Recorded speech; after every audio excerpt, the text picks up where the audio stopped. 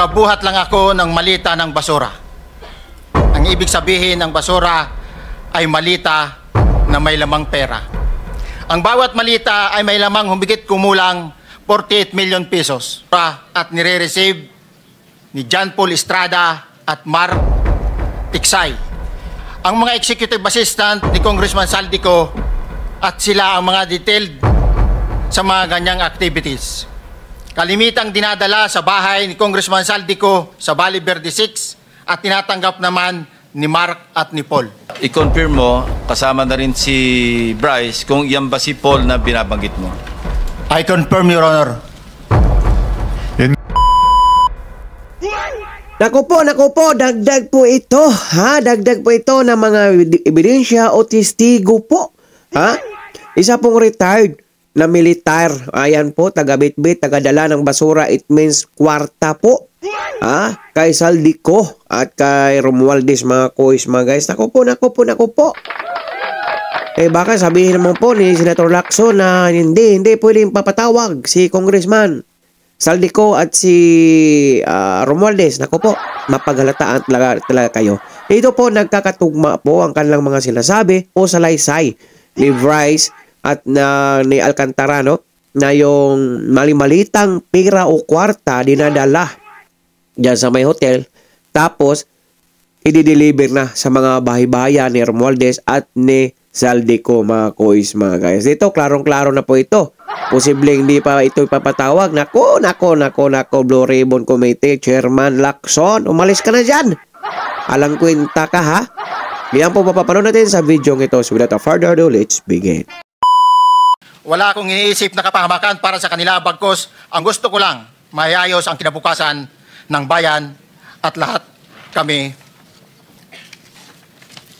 Noong December 5, 2004, na-hire ako bilang security consultant sa Ako Bicol Party List or AKB kay Congressman Saldico.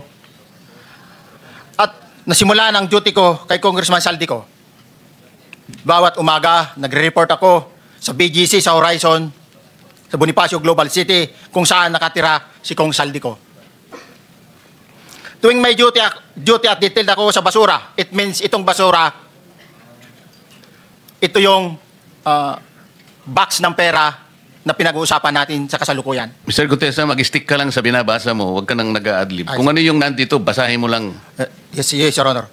Tuwing may duty detail ako sa basura, pumupunta kami sa 28 Ladybug Corner, Dragonfly, Valle Verde 6, Pasig City. Tagabuhat lang ako ng malita ng basura. Ang ibig sabihin ng basura ay malita na may lamang pera. Ang bawat malita ay may lamang humigit kumulang 48 million pesos.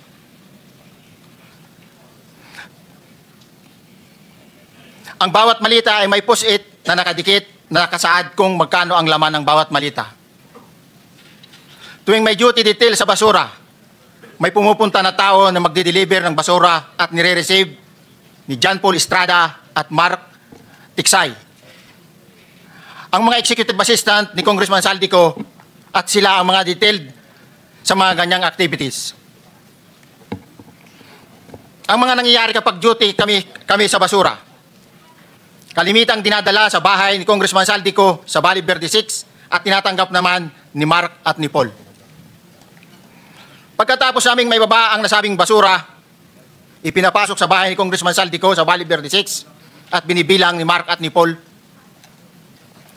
Alam ko na ang laman ng malita ay pera sapagkat nakita ko si Paul na binuksan ang malita at inilabas ang laman para bilangin. Ang isang ehemplo na nagdala ng pera ay si Congressman Eric Yap ng AXIS Party List.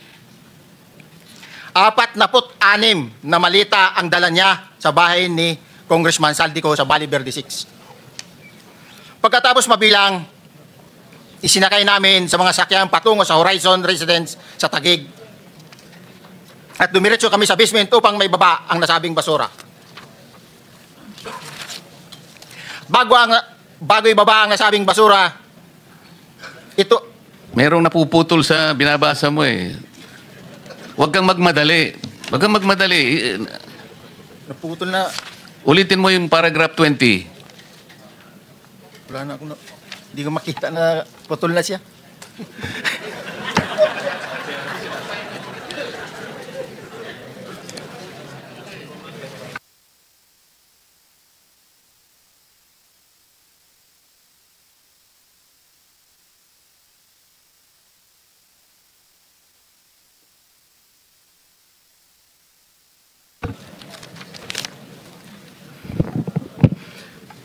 Pagkatapos, mabilang ang sinasakay namin sa mga sakyang patungo sa Horizon Residence Taguig. Pagdating sa Horizon Residence, dumidiretso kami sa basement upang maibaba ang nasabing basura at dalhin sa unit ni Congressman Saldico sa 56th floor sa nasabing lugar kung saan siya nakatira. Bago ibaba ang nasabing basura, ito ay bawas na. Halimbawa, nag-akyat kami ng 46 na malita. Ibababa lamang namin ay 35 malita para i-deliver sa bahay ni House Speaker Martin Romualdez sa 42 McKinley Street, Taguig. Ang labing isang malita ay naiwan sa taas ng 56th floor sa Horizon Residence. Humigit kumulang 3 beses ako mismo ang nag-deliver ng basura sa bahay ni Congressman Saldico, sa Horizon Residence at sa mga bahay ni Speaker Romualdez sa 42 McKinley Street, Taguig. Mas maraming pagkakataon na nagde-deliver kami ng basura sa bahay ni Speaker Romualdez at sa bahay ni Congressman Saldico dahil iba-iba kaming mga nakadetailed na close-in, backup at advance party na nagkakaroon ng rotation. Sa huli, ako po ay nagnanais na mapasailalim sa Witness Protection Program dahil alam ko po nanganganib ang buhay ko at ang aking pamilya sa ginawa kong paglalahad na ito. Sa katotohanan na ang lahat ay nilagdaan ko, ang salaysay na ito ay kusang loob at walang anumang pamimilit at bunsod lamang nangangarin matulungan ang ating bansa. Ito po ay nilagdaan ko, Your Honor. Thank you, Orly. Before you proceed, meron lang ako papakitang litrato sa iyo, no? I-confirm mo, kasama na rin si Bryce, kung yan ba si Paul na binabanggit mo? I confirm, Your Honor. Yun nga po, Your Honor. Siya po. Okay, so, yeah, for the record, andito po yung litrato ng binabanggit na si Paul. Ang pilyado nito. John Paul Estrada, di ba? Yes, Your Honor. Oh, sige. Thank you very much. You may continue, Senator Marcoleta. Thank you, Mr. Chair. Mr. Gutesa, dito sa iyong paglalahad ay gumawa ka ng isang paghalimbawa. Inihalimbawa mo si Congressman Eric Yap, ngunit isang tagpo lang yun eh. Ikaw ay na-hire ni Representative Saldico, sabi mo rito ay December 5, 2024 pa. Yes, Your Honor. Sa pagkakaalam mo, mga ilang beses kayong gumagawa ng bagay na ito. Ibig sabihin, yung pagdi-deliver ng pera, sa natatandaan mo, gaano kadalas ang pagdi-deliver? Kasi ang ginawa mo kanina ay isang example lang. Pwede mo bang ipaliwanag? Your Honor, minsan kasi pag-duty kami, ang actual ko na delivers talaga sa bahay ni Congressman Romualdez is 3. Tapos pag may duty kami, nagkakaroon ng detailed. Minsan namumonitor ko doon sa group chat namin, may basura tayo deliver. Minsan namumonitor ko siya is 3 times a week ang delivery doon sa Forbes, sa bahay ni Kong Romualdez. Yung pera minsan nanggagaling lang doon sa Horizon sa taas, ibinababa. Tapos may detail lang na tao, namumonitor ko naman sa GC namin, kaya nalalaman ko yung movement ng tropa, kung ano yung sinasabing basura ng delivery, Your Honor. So yung delivery o yung movement ng tropa nagaganap average 3 times a week? 3 times a week, Your Honor. Nagsimula noong December 2024. Yes, Your Honor. Hanggang ngayon ba ay naglilingkod ka pa kay Representative Saldico? Sa kasalukuyan po ay nag-resign po ako noong August 5, itong taon po na ito. So, maliwanag ba ang ibig mong sabihin para sa kapulungan ito ay nag-a-average ng 3 beses sa loob ng isang linggo ang pagdi-deliver ng pera kay Representative Saldico at tuloy-tuloy naman doon sa bahay ni former Speaker Martin Romualdez sa ganong rate, ganong beses, 3 beses sa loob ng isang linggo? Yes, Your Honor. Magmula December 2024 hanggang ikaw ay mag-resign noong August 2025, this year? Yes, Your Honor. Mr. Chair, Senator Marcoleta, short interjection. With the permission of Senator Marcoleta. Thank you, Mr. Chair. May maibigay ka ba na pangalan? Kasi ang sinasabi mo lang ngayon, as far as you're concerned, during ikaw ay nagdo-duty, nagro-rotation basis yung duty. So pag wala ka, absent ka, iba ang nagdo-duty, iba rin ang nagtatanggap sa pera at nagdi-deliver. Am I correct? Senator De La Rosa, may I just remind you na isang follow-up. Pero kung gusto mo ituloy at pahig si Senator Marcoleta, naka-charge sa oras niya, yung mga susunod na tanong, okay? Oh, okay lang. Okay lang. Sige, boss. Meron Nahihirap pa lang naman namang, ako sa'yo. go ahead, meron ka pa namang 4 na minuto pa mahigit yan. Yes, sir. So, sige. Very quick lang. So, pag hindi ka duty, may ibang nag-deliver ng pera kay Saldico at kay Speaker Romualdez. Pag nangyayari yan, sir, pag hindi ako duty, may makadetail talaga sa basura na yan. Pero ang authorized lang na mag-deliver at mag-receive niyan is yung 2 tao na binanggit ko, which is John Paul Estrada and Mark Tiksay. Okay. Thank you, Mr. Chair. Thank you, Senator Marcolita. Mr. Gutesa, sa panig ng pagdi-deliver sa bahay ni former Speaker Martin Romualdez, sinong tao ang nagre-receive? Sa mga ganun, sir, ang may contact, Your Honor, is yung si Paul at si Mark lang ang may contact doon sa receiver. So pagdating doon, nakabukas na yung gate doon sa Forbes, pumapasok na lang kami, then pag nabuhat na namin yung mga malita na ibaba na, so lalabas na kami. Wala na kaming basta may deliver lang namin yung mga basura doon sa bahay, wala na kaming nun, Your Honor. Alin-aling bahay Yung ang 42. pinagdi-deliveran mo sa panig ni former Speaker Martin Romualdez? Yes, Your Honor, yung 42, yung dito sa may Forbes Park. Yun lang? Wala nang iba? Mayroon pa yung bago nakaraan doon sa 19 Nara, yung dating bahay ni Michael Yang. Sa pagkakatanda mo, mayroon pang ibang lugar na kung saan nagdi-deliver kayo? Sa Aguado, dyan sa Malacanang. Aguado? Excuse me, Senator Marcoleta. Sino Michael Yang? Yung dating sa Pugo yata yon. Sa? Yung dating sa Pugo. Yung Michael Yang. dating bahay ni Michael Yang. Dating bahay. Yes, Your Honor. Okay, thank you. Ibig mo sabihin, nabili ni Speaker Martin yung bahay ni Michael Yan? Allegedly, Your Honor. Pero paano mo alam na bahay ni Speaker yon? Kasi doon na nagde-deliver yung tropa nung hindi na nagde-deliver doon sa 42, Your Honor. Ngayon, sinasabi mo meron kayong chat. Nagagamit mo yung chat para ma-monitor mo yung rate ng delivery at kung sino-sino yung nagdi-deliver? During the time nung nandoon pa ako, Your Honor. Mr. Chair, salamat po at baka meron po pong Thank you. gustong Yeah, itanong ating may mga kasama. papakita pa ako isang litrato pa, Identify mo lang siya.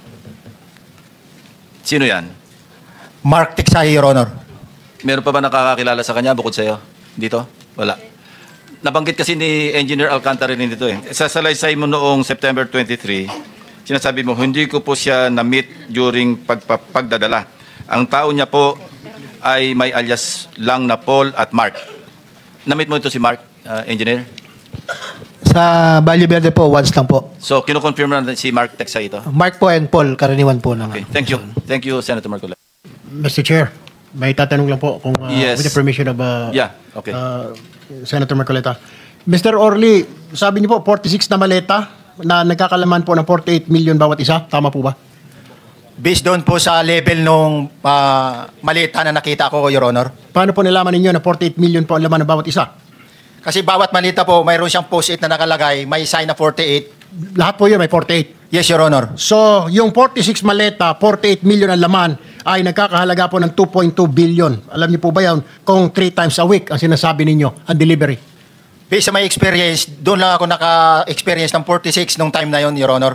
Hindi naman po every week or monthly ito. Yes, Your Honor. So at one point, yung 46 na maleta, 48 million ang laman, 46 times 48 million ay 2.2 billion. Excuse me, Senator Marcoleta, paubaya mo na sa kanya yung oras na naiwanan mo. Now, 1 minute. Isang tanong na lang. Sige, okay.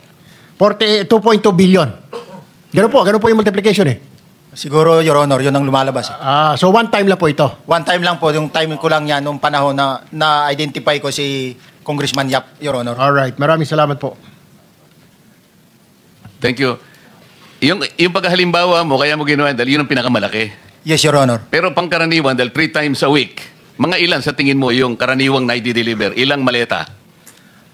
Usually, pag nanggagaling na sa Horizon, na i-deliver na doon sa Forbes, minsan mayroong 15 or kaya 18 ang malita. Pero yung malalaking malita yon na nagre-rate yung bawat malita, minsan mayroong 48, may 50. Sa mga tweet, Mr. Gutesa, pangkaraniwan, 15 to 15 to, Your Honor, Yun ang average, pangkaraniwan. Yes, Your Honor. Yung nabanggit mong nabigla ka sapagkat malaki, 48, yun lang kay Congressman Eric Yap. Yes, Your Honor. Yun ang time na nakita ko talaga ano yung ganun kabalk Okay. yung malita na yun, Your Okay. Honor. Mr. Chair, payagan nyo sana akong magtanong lang ng isang tanong kay Mr. Diskaya.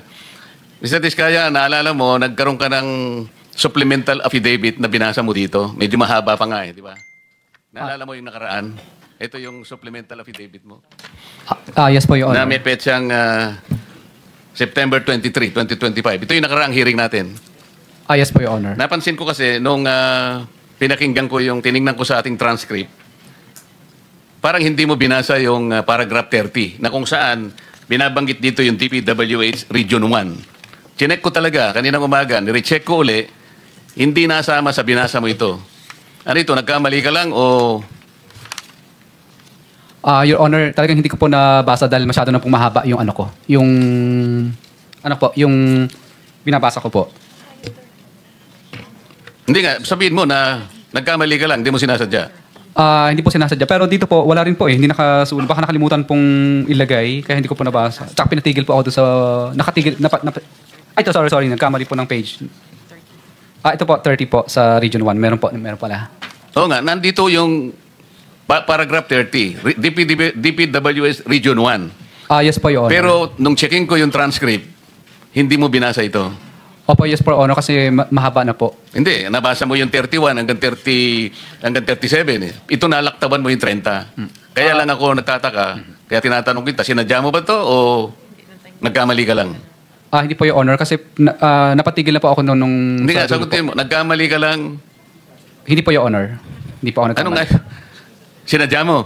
Hindi po, Your Honor. Bali, ano po, alam ko po parang pinatigil na po ako dito dahil masyado na po mahaba yung binabasa ko. Hindi, ganito. Pinatigil ka, nung pagpatuloy mo, nakaligtaan mo yung number 30. Hindi mahaba pa yan eh. Nalaktawan mo siguro. Yes po, Your Honor. Yeah. Para maliwanag lang. Hindi gusto ko lang maliwanagan kasi nabanggit ko na kanina na naimungkahi ko na sana'y tawagin din si Governor Chavit Singson. Baka ka kung may connecta doon sa ano mo, baka ka kung sinadya mo. Ngayon kung sasabihin mong nagkamali ka lang, tatanggapin ko yon. Your Honor, hindi po ako nagkamali. Naalala po, hindi lang po nabasa. Okay. Salamat, Mr. Chair. Ang susunod po ay si Senator Risa Hontiveros. You may have the floor. Salamat po, Mr. Chair. So ayun nga mga kuis, mga gayas, no? So antayin lang po natin kung ano pong reaction, opinion ni Senator Lacson, mga kuis, mga gayas. Sana wag naman po kayo mapaghalataan dyan. Klarong-klaro na yan, marami na pong kumakanta. Ano pang gagawin nyo? Ipatawag nyo na. Romualdez, Mr. Romualdez, baka makaalis pa yung bansa. Si Saldi ko, ano na, nagpasakit-sakitan sa ibang bansa na. Okay, komento po ng mga opinion o reaction sa comment section ng ating videos. For now, I'm God. God bless all. Peace. Bye-bye. Our hearts beat to the city streets. We began to feel the fire. We rise like